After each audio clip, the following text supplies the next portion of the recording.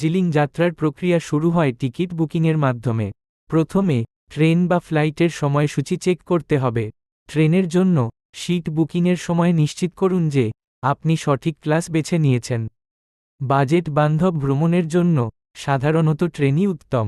যাত্রার সময় প্রয়োজনীয় কিছু জিনিসপত্র যেমন জল, স্ন্যাক্স, একটি বই বা মিউজিক প্লেয়ার সাথে নিতে ভুলবেন না।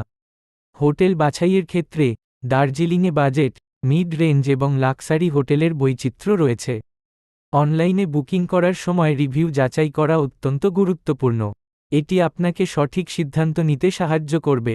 খাবারের জন্য দার্জিলিংয়ের স্থানীয় রেস্তোরাঁগুলোতে যাওয়ার চেষ্টা করুন। বাজেট রেস্টুরেন্ট থেকে শুরু করে লাক্সারি ডাইনিং, সব জায়গায় স্থানীয় খাবার উপভোগ করার সুযোগ রয়েছে। পর্যটন আকর্ষণগুলো দেখার জন্য টাইগার হিল, চা বাগান এবং রোপওয়ে অন্যতম। সেরা সময় সকালবেলা, সূর্যোদয়ের